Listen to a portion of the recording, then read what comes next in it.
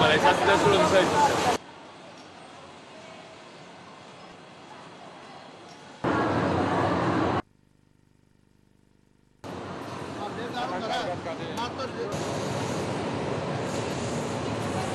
ჩემ ბავშვობაში ეს იყო ოცნების წვერვალი.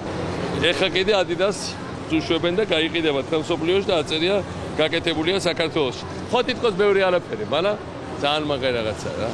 იმიტომ რომ რა არჩევნებიც არ უნდა იყოს, ყველა დარბის ეხა საარჩევნო კამპანია, ისტერიკა, ზნებარე გამოსვლები და სინამდვილეში ყველაფერი დანარჩენი არის მეათე ხარისხოვანი იმასთან შედარებით, რომ გაიქცეს ახალი საწარმოები.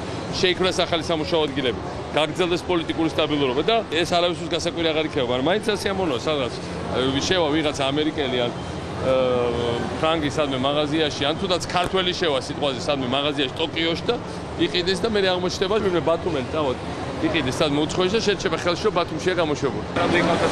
350. იქეთ არის მეორე ცეხი კიდე იქ გაფართოვდეს უნდა მიღებები ვარ. ახალ ხალხს რამდენს იღებენ? ახალ ხალხს ალბათ კიდე 350. გადამზადება ისევ ჩვენ ხდება. რა თქმა უნდა, შეიძლება უფრო მეტი ცეთი მესამე ცეხი არის კიდე იქაც დაემატება. ხელფასები ჯერჯერობით დაბალია, მაგრამ პირდებიან რომ მოიმატებს. თავარი პრობლემა არის ეს, რომ პირობები არის ძალიან კარგი. ესე იგი, ყובה არის? ყובה არის რა თქმა უნდა. თავარი რასაც უნდა მივახციოთ, ეხლა რომ ეტაპობრივად მოუმატებთ ხალხს ხელფასი, ეს არის თავარი.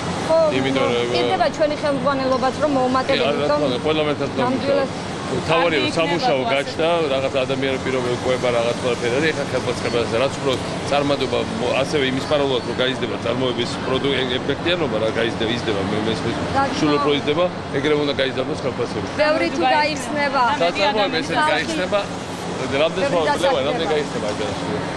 ჩვენ 2-3 წელიწადში მინიმუმ 10,000 სამუშაო ადგილი უნდა შევქმნათ, ეს ჩვენი გეგმის ნაწილია. ამას შევასრულებთ.